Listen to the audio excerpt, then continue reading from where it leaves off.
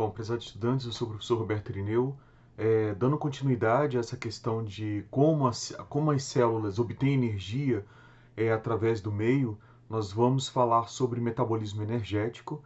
E quando a gente fala de metabolismo energético, nós estamos falando de um conjunto de reações químicas que estão voltadas aí para extração de energia do meio, seja através da conversão da energia luminosa em energia potencial química, que vai ser armazenada nas moléculas chamadas de ATP, ou através de retirada, extração da energia acumulada nas ligações covalentes que formam aí as moléculas orgânicas e posterior armazenamento dessa energia na molécula de ATP.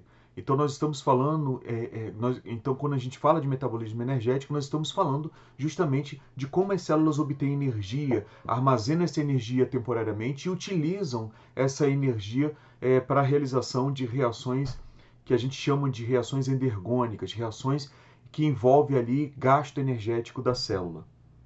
Bom, para nós contextualizarmos, nós temos que o metabolismo oxidativo energético ele compreende dois objetivos.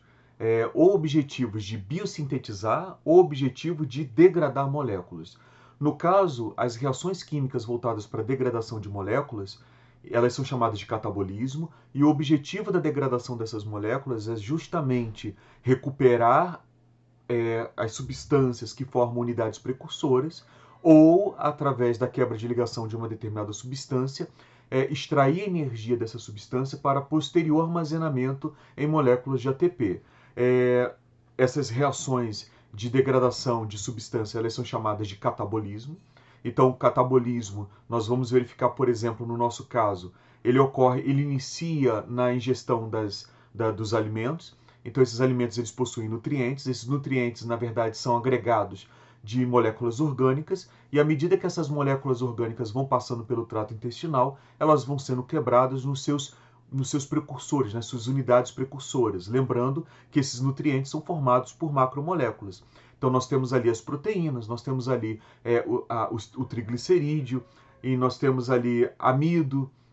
Então, essas macromoléculas, elas, a partir do momento que são submetidas às enzimas digestórias, elas têm lá suas ligações químicas quebradas, e nós vamos ter os precursores. Nós vamos ter, a partir das proteínas, os aminoácidos, a partir dos triglicerídeos, os ácidos graxos e o glicerol. E a partir desses polímeros de carboidratos, amido, por exemplo, nós vamos ter lá a liberação das glicoses. A partir desse momento, esses nutrientes, essas moléculas, elas vão agora ser carregadas até as células, e nas células elas agora podem serem utilizadas como combustíveis energéticos. Então, como modelo, que é o que nós vamos ver, a glicose, a partir do momento que a glicose entra na célula, as ligações covalentes que formam lá a molécula da glicose vão ser quebradas. Na presença do gás oxigênio, ela vai ser completamente convertida em gás carbônico e água, e nesse processo catabólico de quebra, nós vamos ver que a energia liberada das ligações químicas, lembrando que a gente já viu que a energia ela pode ser armazenada na forma potencial nas ligações químicas, à medida que essa energia ela é liberada, parte dela é utilizada para ser armazenada nas ligações químicas que vão formar o ATP, ou seja, o trifosfato de adenosina. Então, no catabolismo, geralmente nós temos a quebra de moléculas complexas em moléculas simples, com liberação de energia. Nós vamos ver que é termodinamicamente favorável, por aqueles fatores que também já foram falados, ou seja, quando nós analisamos a quantidade de energia presente nas ligações químicas dos produtos, ela é menor do que a energia que estava acumulada nas ligações químicas dos reagentes que deram origem a esses produtos. Então, é um processo termodinamicamente favorável, com liberação de energia, e no catabolismo nós retiramos aí a energia para geração de ATP. Bom, mas o catabolismo ele vai se subdividir em respiração e em fermentação. E qual é a diferença entre eles? Na respiração, nós vamos ter lá que há a utilização de cadeia transportadora de elétron, enquanto que na fermentação não há a utilização da cadeia transportadora de elétron, que está presente na membrana, na mitocôndria, e, portanto, a fermentação é exclusivamente anaeróbica. E ali nós vamos verificar que essa glicose, quando ela é quebrada, ela vai gerar produtos que ainda têm energia armazenada, que pode ser utilizada. Então, o resultado de uma fermentação é uma molécula orgânica, e essa molécula orgânica acaba sendo a aceptora final de elétrons que foram extraídos através da quebra da glicose no processo de glicólise.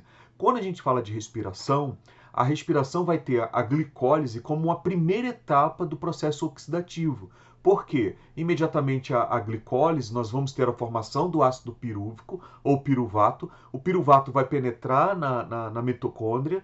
Esse piruvato vai ser convertido num grupo acetil, que vai ser carregado pela acetilcoenzima A. A acetilcoenzima A entrega esse radical acetil a uma sequência aí de reações que vão converter esse acetil, esse grupo acetil, em gás carbônico, e nesse processo existe aí a extração de mais elétrons, formando mais moléculas de NAD reduzido. Esse NAD reduzido agora vai entregar aí esses elétrons a uma sequência de proteínas que faz parte do que se chama de cadeia transportadora de elétron. E esses elétrons vão passar de membro a membro nessa cadeia até que o último membro transfira esses elétrons para o receptor final. Então, quando a gente fala de respiração, está envolvendo todo esse processo, incluindo a utilização, e aí é o marcador diferencial, da cadeia transportadora de elétron. Agora, quem é o aceptor final? Se for o gás oxigênio, nós estaremos diante de uma respiração aeróbica. Se for uma outra molécula que não é o oxigênio, ou seja, um nitrato, um nitrito, nós estaremos diante de uma respiração do tipo anaeróbica. Mas tanto a respiração quanto a fermentação faz parte de um sistema de reações químicas que nós denominamos de catabolismo, onde moléculas complexas são quebradas e transformadas em moléculas mais simples, com liberação de energia, sendo que o objetivo final do catabolismo nesse aspecto é utilizar parte dessa energia na formação de moléculas de ATP. Em última análise, armazenar a energia extraída dos compostos orgânicos nas ligações químicas existentes ali na molécula de ATP, principalmente onde nós temos os fosfatos ligados. Agora, quando nós falamos do anabolismo, o anabolismo pertence a uma classe de reações químicas que objetivam a geração de moléculas complexas. Nesse caso aqui em específico, como nós estamos falando do contexto energético, nós não vamos nos referir à construção das biomoléculas existentes na célula e constrói as células, ou seja, proteína, polímeros de carboidratos e fosfolipídio de membranas. Nós estamos focando aqui na questão de como a célula obtém energia do ambiente. Nesse aspecto, quando nós falamos de anabolismo, existem dois tipos aí de reações que caracterizam aí esse processo anabólico, que seria a fotossíntese e a quimiossíntese. Na fotossíntese, o que nós temos? Nós temos, na verdade, a conversão da energia luminosa em energia química, presente ali nas ligações do ATP que vai ser formado. Mas então a fotossíntese, o que ela vai fazer? Ela tem por objetivo a conversão de gás carbônico e água em carboidratos. Então a gente vai partir de moléculas simples para transformar isso em uma molécula mais complexa. Nesse aspecto, essa reação é anabólica, é uma reação endergônica, porque se nós avaliarmos a energia presente, a energia potencial química presente nas ligações químicas do carboidrato formado, vai ser muito maior em termos de quantidade do que a energia que está presente ali nas ligações químicas dos compostos que deram origem, nos compostos reagentes, no caso a água e o gás carbônico. É óbvio que a fotossíntese subdivide-se em duas etapas, isso também já foi falado, e nós verificamos que a primeira etapa é justamente esse processo de conversão da energia luminosa em ATP. E o que significa isso? Energia potencial química que está presente nas ligações do ATP. Parte desse ATP é utilizado pela célula para converter o gás carbônico em carboidrato. E com isso você tem a água participando, porque a água vai doar hidrogênio a esse gás carbônico. E aí, a partir disso, nós vamos ter a conversão acontecendo. Então, no processo anabólico, nós temos justamente essa questão de ser um processo que requer energia. Então, nós vamos partir aí para a construção de moléculas complexas a partir de energia que foi introduzida nesse sistema. Quimiossíntese é porque, ao invés de utilizarmos aí a energia luminosa, no caso dos fotossintéticos, e será utilizado aí a energia presente nas ligações químicas de moléculas simples. Então, será utilizada a energia presente nas ligações químicas de moléculas simples, como, por exemplo, o sulfeto de hidrogênio. Então, o sulfeto de hidrogênio, nós temos lá o enxofre associado a dois átomos de hidrogênio. A quebra dessas ligações químicas vai fazer com que haja aí o fornecimento da energia necessária para converter gás carbônico nas macromoléculas presentes aí nesses micro-organismos bacterianos. Então, nós temos aqui o resumo que esse metabolismo oxidativo energético pode ser classificado em anabolismo e catabolismo. O nosso foco será as reações catabólicas para obtenção de energia do tipo respiração e fermentação. Então, nós vamos continuar. Quando a gente fala de metabolismo oxidativo, nós estamos focando aqui na degradação de moléculas e nós vamos utilizar como modelo a glicose. Então, nós temos lá a subdivisão em respiração e em fermentação. Nós vamos apresentar, será apresentado aqui inicialmente o metabolismo oxidativo que envolve a respiração, então a utilização das cadeias transportadoras de elétrons, e a partir disso nós focaremos na fermentação.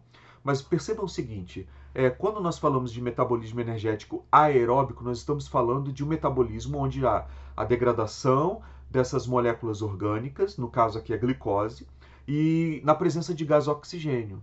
Então, nós vamos verificar que os elétrons que estão sendo extraídos da glicose, lembrando que nós estamos falando também de reações do tipo oxirredução, e, portanto, envolve aí a extração de elétrons de uma substância e a transferência desses elétrons por um aceptor, e esse aceptor final no metabolismo aeróbico é o gás oxigênio. Então, nesse processo de glicose, de metabolismo oxidativo da glicose, do tipo aeróbico, nós vamos perceber isso, a extração de elétrons da glicose e a transferência desses elétrons no final para o gás oxigênio.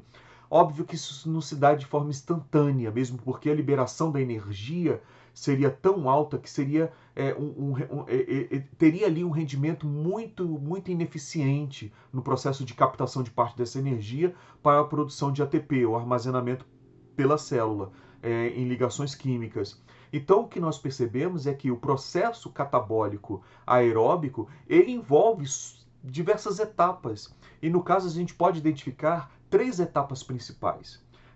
A primeira etapa é chamada de glicólise. A glicólise ela vai ocorrer no citoplasma. E a glicólise, na verdade, é um conjunto de reações químicas que objetivam quebrar a glicose.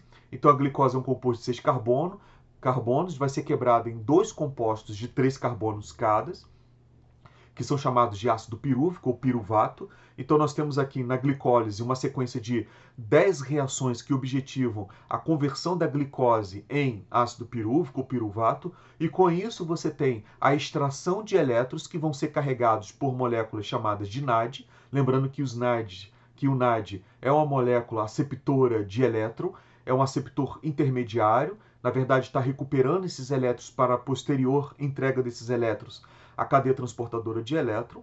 Então, o NAD, você tem no processo da glicólise a formação de NAD e também a formação líquida de 2 moléculas de ATP. E a partir desse momento, o piruvato ele vai agora entrar na mitocôndria e ele vai ser transformado no grupo acetil, que vai ser carregado pela acetilcoenzima A. Então a gente sintetiza essa reação de conversão do ácido pirúvico em acetilcoenzima A. E a acetilcoenzima A vai fazer o quê? Ela vai entregar esse grupo acetil a uma sequência de reações, que no total são 8 reações, que são chamadas de ciclo do ácido cítrico ou ciclo de Krebs, que vai converter esse grupo acetil em gás carbônico. Então, nesse ciclo de Krebs, nós vamos ter a conversão desse grupo acetil em gás carbônico e, com isso, nós vamos ter a formação de mais NAD reduzido, ou seja, os elétrons extraídos desse processo vão ser carregados pela molécula NAD. E, além disso, nós temos aí a formação de uma única molécula de GTP, que equivaleria ao nosso ATP, certo? Mas o objetivo principal do ácido cítrico é formar mais moléculas de NAD reduzido, através da extração de elétron e a conversão, agora sim, total dessa glicose em gás carbônico e água. Essas moléculas de NAD reduzido, ou seja, moléculas de NAD que transportam hidrogênio, vão ser encaminhadas para a cadeia transportadora de elétron.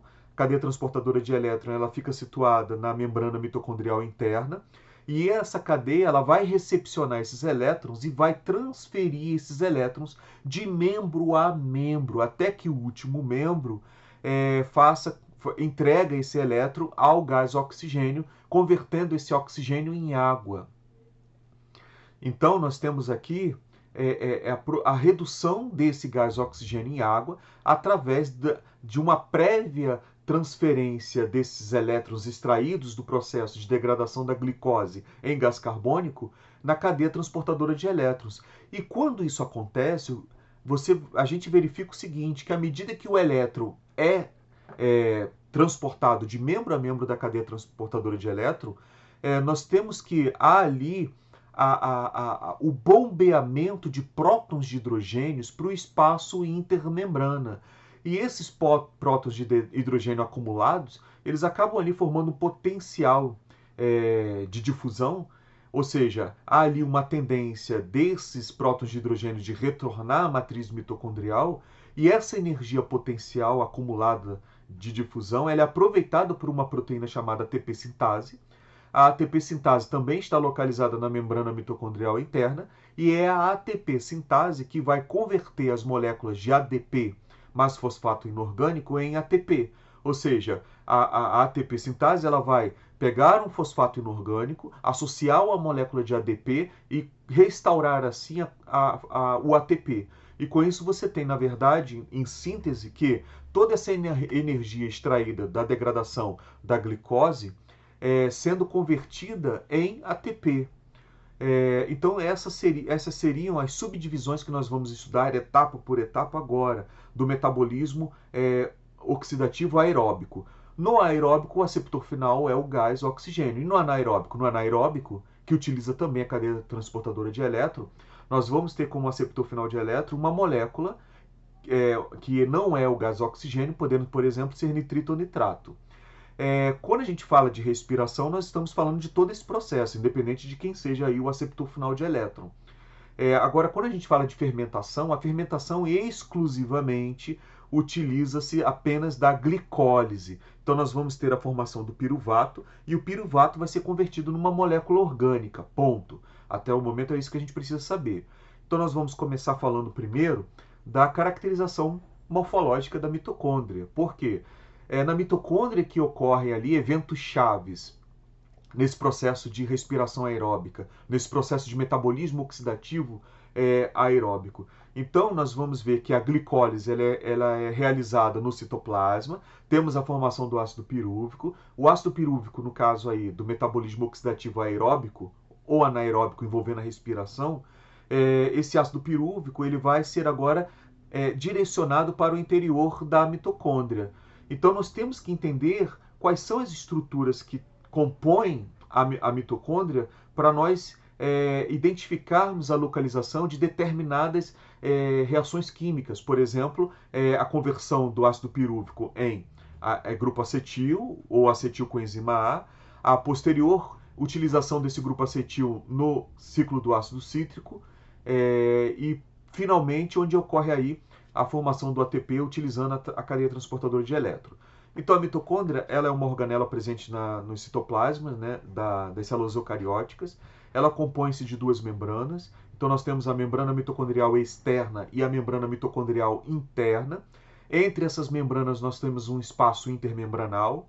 E esse espaço aqui, delimitado pela membrana mitocondrial interna, é a matriz mitocondrial. Então, observem que nós temos duas membranas e nós vamos ter dois compartimentos. Nós temos a membrana mitocondrial externa, a membrana mitocondrial interna, e nós temos dois compartimentos, o espaço intermembrana e também a matriz mitocondrial. Bom, aqui na matriz mitocondrial que nós vamos ter o recebimento aí do ácido pirúvico, a conversão desse ácido pirúvico em acetilcoenzima A e posterior entrega desse grupo acetil ao ciclo do ácido cítrico. Então, o ciclo de Krebs ou ciclo do ácido cítrico vai ocorrer na matriz mitocondrial. Os NAD formados, ou seja, os NAD reduzidos, eles vão agora para a cadeia transportadora de elétrons, que está presente aqui na membrana mitocondrial interna, não só os NADs que foram formados através do ciclo do ácido cítrico,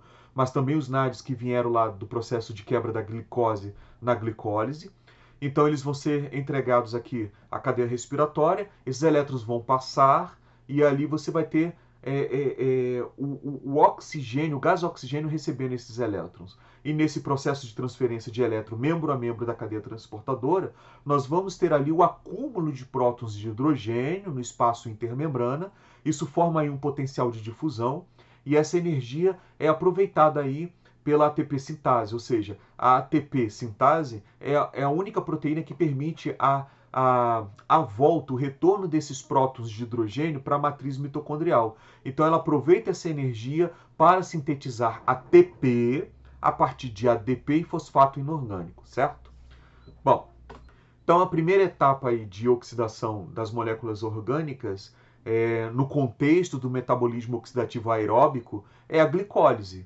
Então nós vamos perceber que a glicólise é um composto de carboidrato tendo a presença de 6 carbonos, e a gente vai perceber que nós temos ali que esses carboidratos eles vêm da dieta, eles acabam se acumulando no meio extracelular e eles só vão entrar na célula a partir de um acionamento prévio. Então nós temos o receptor de insulina, a glicose ativa esse receptor de insulina, a ativação desse receptor de insulina induz a célula a encaminhar os seus transportadores de glicose à superfície. E com isso agora você tem um portão lá presente na membrana plasmática que permite a entrada da glicose. A glicose entrou, ela vai ser submetida a um processo chamado de glicólise. Nós temos aqui as duas representações da glicose. A glicose ela pode interagir de forma intracadeia, formando essa molécula aqui de cadeia fechada, onde nós percebemos a presença do carbono 1, 2, 3, 4, 5 e o carbono 6. É interessante nós estudarmos esse território. Então nós temos o carbono 1, é aquele carbono que vem imediatamente após o oxigênio. Nós temos o carbono 2, o carbono 3, o carbono 4, o carbono 5 e o carbono 6, certo? Essa é a forma cíclica da glicose. Então a primeira etapa do metabolismo oxidativo aeróbico envolvendo aí a respiração é a glicólise. A glicólise, na verdade, é um processo de reação química, onde nós temos aí 10 reações químicas em sequências, onde o produto de uma primeira reação é o substrato para a próxima enzima, nesse encadeamento de reações. E nós vamos verificar que o objetivo da glicólise é converter a glicose em ácido pirúvico, tendo como rendimento líquido 2 moléculas de ATP e mais NADs na forma reduzida. Então a glicólise ela é subdividida em 2 etapas. A primeira etapa ela é dita preparatória, ou seja, nessa primeira etapa nós vamos ter a conversão da glicose em gliceraldeído 3-fosfato. Bom, e a segunda etapa ela é chamada de compensatória. Por quê? Porque na preparatória nós temos o investimento de 2 moléculas de ATP. Então há o gasto ali de 2 moléculas de ATP e essas moléculas de ATP elas vão ser restituídas na fase compensatória. Porque na fase compensatória nós vamos ter a produção de 4 moléculas de ATP, então o rendimento líquido final da glicólise, na verdade, corresponde aí a 2 moléculas de ATP. Além disso, os elétrons que vão ser extraídos, eles vão ser, entre aspas, armazenados temporariamente na molécula NAD. Então também nós temos a formação de moléculas NAD reduzida. Então nós vamos aqui destrinchar essa reação. Eu acho que o entendimento dessa reação em termos de sequência é importante para nós compreendermos o que é um metabolismo, uma reação metabólica ou uma sequência de reações metabólicas que faz parte ali de um sistema metabólico. E ao mesmo tempo nós vamos entender de fato a diferença entre o processo de fermentação, o processo de respiração, justamente por compreendermos aqui os processos que estão envolvidos na glicólise, como a formação do ácido pirúvico no final, a formação de NAD e a formação líquida de 2 moléculas de ATP. Tudo se inicia com a glicose. A glicose entra na célula, essa glicose ela é imediatamente fosforilada, e aí nós temos 2 objetivos. A fosforilação ela vai ser um substrato para as reações subsequentes, óbvio, mas a fosforilação da glicose impede que essa glicose retorne para o meio externo. Então, é uma forma de sequestrar a glicose, porque não existe nenhuma proteína na membrana plasmática que seja capaz de transportar glicose fosfatada. Essa reação ela é feita pela exoquinase. O termo quinase significa que é uma enzima que transfere fosfato. E se nós observarmos aqui, nós vamos entender o seguinte, que o doador desse grupo fosforil, desse grupo fosfato, é justamente uma molécula de ATP. Então, no processo de conversão da glicose em glicose 6-fosfato, nós temos o gasto de uma molécula de ATP. Então, posteriormente, a formação da glicose 6-fosfato, nós vamos verificar que essa glicose 6-fosfato ela vai ser convertida em frutose 6-fosfato. Então existe uma enzima, a fosfoglicose isomerase, que ela faz essa conversão. Lembrando que a frutose também é um carboidrato de 6 carbonos, certo? Então nós vamos verificar que enquanto a glicose é um aldeído, ou seja, esse grupo carbonilo aqui, onde o carbono faz uma dupla ligação com o oxigênio, e o outro ligante seria o hidrogênio, estão na extremidade, nós vamos verificar que a frutose é uma cetona, onde o grupo carbonilo está internalizado na cadeia, ou seja, ele é intracadeia. Então, essa reação aqui, na verdade, é uma reação de conversão de uma forma de apresentação desse carboidrato de 6-carbônico numa outra forma, numa outra função química. Então, nós temos aqui a frutose 6-fosfato. A frutose 6-fosfato ela vai ser novamente fosforilada. Então, nós vamos ver aqui a fosfofrutoquinase.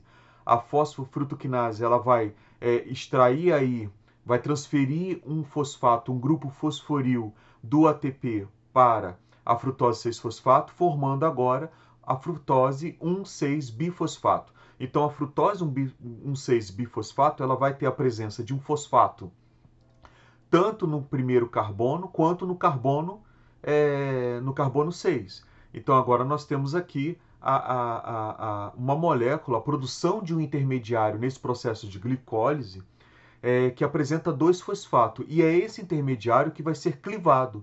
Então, a frutose 1,6-fosfato ela vai ser clivada, gerando 2 compostos orgânicos, cada um agora apresentando 3 carbonos.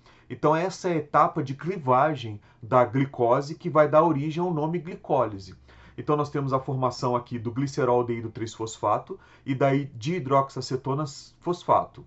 É interessante que a dihidroxacetona fosfato ela vai ser convertida em glicerol-aldeído 3-fosfato porque o substrato agora utilizado para a formação do ácido pirúvico é o glicerol-aldeído 3-fosfato e não a dihidroxacetona.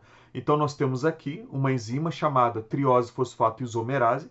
Ela vai converter essa função aqui, que é uma cetona, em uma função de aldeído, ou seja, o glicerol-aldeído 3-fosfato. Bom, então nessa primeira etapa, ela é chamada de etapa preparatória, onde nós vemos aqui que há aí o consumo de 2 moléculas de ATP e a formação de um carboidrato de 3 carbono, na verdade são 2 moléculas de carboidrato de 3 carbonos, cada qual fosforilada.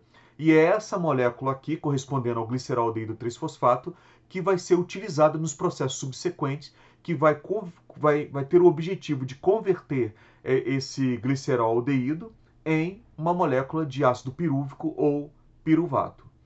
Então aqui eu tenho a síntese dessa etapa preparatória da glicólise, onde eu tenho a conversão da glicose em uma molécula de 3 carbonos, glicerol-aldeído 3-fosfato, e nós vamos verificar que nessa etapa nós temos o consumo de 2 moléculas de ATP, onde o ATP acaba sendo esse doador de grupo fosforil, onde esse ATP acaba sendo o doador do fosfato, que vai aí fosforilar intermediários nesse processo de glicólise.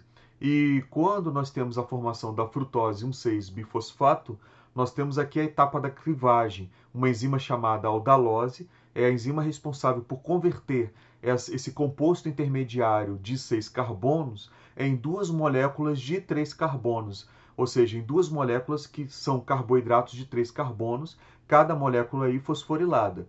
E nós vimos também que as etapas subsequentes, que correspondem à etapa compensatória da glicólise, ela vai utilizar o glicerol-aldeído 3-fosfato.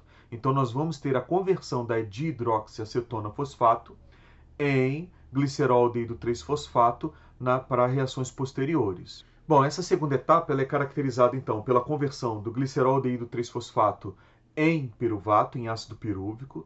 Nesse processo, nós vamos ter aí a extração de elétrons desse carbono, desse carboidrato de 3 carbonos, para redução de moléculas de NAD. Então, NAD vão transportar temporariamente esses elétrons que são extraídos, e também nesse processo nós vamos ter a formação de 4 moléculas de ATP. E aí, nesse sentido, nós temos um rendimento líquido de 2 moléculas de ATP. É interessante que a fase compensatória ela vai ali caracterizar um processo de formação de ATP que ocorre em nível de fosforilação de substrato, ou seja, determinados intermediários vão ser fosforilados, então eles vão ser carreadores temporários desse grupo fosforil, e eles vão agora transferir esse grupo fosforil para moléculas de ADP. Então existe aqui na fase compensatória a formação de moléculas de ATP através da transferência de radicais fosfatos de grupos intermediários, de compostos orgânicos intermediários da glicólise nessa fase compensatória. E ali nós vamos denominar esse processo de formação de ATP de fosforilação em nível de substrato. Então, finalizando, nós vamos ter ali a formação de 4 moléculas de ATP, lembrando que foram gastas 2 moléculas de ATP na fase preparatória. Com isso, nós temos um rendimento líquido de 2 moléculas de ATP. Então, inicialmente, nós temos aí o glicerol-aldeído 3-fosfato. Nesse glicerol-aldeído 3-fosfato, ele vai ser fosforilado, e nesse processo de fosforilação vão ser extraídos elétrons dessa molécula. Então, o glicerol-aldeído 3-fosfato vai ser convertido em bifosfoglicerato. Esse bifosfoglicerato ele vai apresentar aí 2 moléculas de fosfato, lembrando que esse fosfato aqui ele foi retirado de fosfato inorgânicos livres do citoplasma. Então aqui eu não tenho consumo de ATP. Na verdade, nesse processo de conversão do glicerol-aldeído 3-fosfato em bifosfoglicerato, eu tenho ali a extração, a captura de um fosfato, de um grupo fosforil que está livre no citoplasma, e agora eu tenho aqui a formação de uma molécula orgânica altamente energética e é capaz de transmitir ou de transferir esse grupo fosfato para uma molécula de ADP. Nesse processo aqui foram extraídos elétrons, e esses elétrons eles foram transferidos para o NAD, reduzindo o NAD. Bom, então agora nós vamos para outra reação, onde esses bifosfogliceratos eles vão ser agora transmissores desse grupo fosforil para uma molécula de ADP. Então nós vamos perceber aqui que esse grupo fosforil ele vai ser transferido para uma molécula de ADP, e com isso você vai ter ali a formação de uma molécula de ATP, e esse como produto nesse intermediário nós vamos ter o fosfoglicerato. Então o fosfoglicerato ele é um intermediário resultante dessa etapa da glicólise na fase compensatória, que corresponde aí à reação 7, onde nós vamos ter a transferência desse grupo fosforil para uma molécula de ADP, e quando nós verificamos, nós agora vamos ter um intermediário que, ao invés de ter dois radicais fosfato, ele apresenta apenas um radical fosfato. Então, na reação subsequente, nós temos aqui a molécula 3-fosfoglicerato sendo convertida numa molécula 2-fosfoglicerato. Então, nós vamos perceber aqui que esse grupo fosforil remanescente, ou seja, que ficou no fosfoglicerato, ele vai ser transferido do carbono 3 para o carbono 2, formando assim a molécula 2-fosfoglicerato. E a 2-fosfoglicerato, ela vai agora passar por uma reação onde vai ser extraída uma molécula de água. Então essa 2-fosfoglicerato ela vai ser convertida agora em fosfenolpiruvato. E o fosfenolpiruvato é uma molécula com alta capacidade de transferir esse grupo fosforil que está ali presente no carbono 2. Então o que nós vamos verificar agora é o seguinte, que esse fosfenolpiruvato ele vai transferir esse grupo fosforil para uma nova molécula de ADP. E aí essa molécula de ADP ela vai ser convertida em ATP. E esse fosfenolpiruvato, nesse processo de extração desse grupo fosforil, ele é convertido em piruvato. Então nós vamos ter aqui a conversão do fosfenolpiruvato em piruvato. E nesse processo, que é o último dessa reação de glicólise, nós temos ali a transferência desse grupo fosforil para uma molécula de ADP, formando aí um ATP. Lembrando que nessa fase compensatória, nós estamos ali partindo de duas moléculas glicerol-aldeído.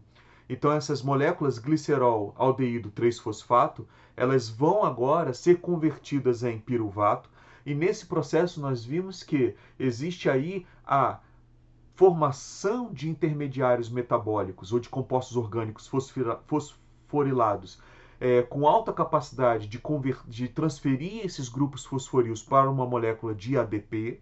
Lembrando que essas fosforilações elas foram realizadas através da captura de um grupo fosforil e inserção num desses intermediários.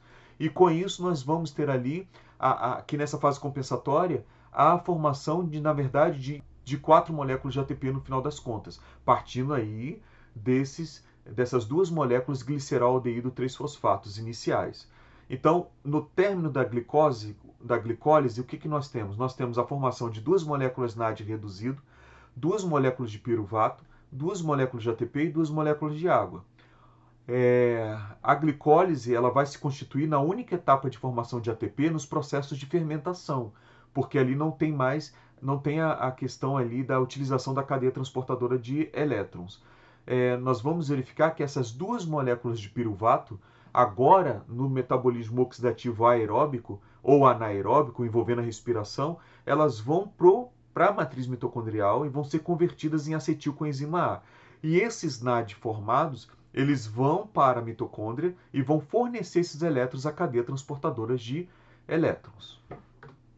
Então, nós temos aqui que comentar sobre o destino do piruvato. Por quê? Após a formação do piruvato, esse piruvato ele pode ser fermentado, então ele vai ser convertido ou em lactato ou em etanol, através da fermentação alcoólica ou fermentação láctica. O processo de fermentação ele vai ter apenas a glicólise como etapa de formação de ATP. Então, nós temos ali na fermentação a ocorrência desse processo em condições anaeróbicas, mas na presença do gás oxigênio, nós vamos ter a conversão desse piruvato em gás carbônico e água, ou seja, esse piruvato ele vai ser completamente decomposto em gás carbônico e água. E nesse processo, o piruvato vai ser convertido em acetilcoenzima A. Então, nós vamos agora analisar o processo aeróbico de conversão do piruvato em gás carbônico e água, e posterior entrega desses NADs reduzidos à cadeia transportadora de elétron. Então, nós vamos avaliar aqui um processo de respiração aeróbica, porque o aceptor final de elétrons vai ser o oxigênio molecular.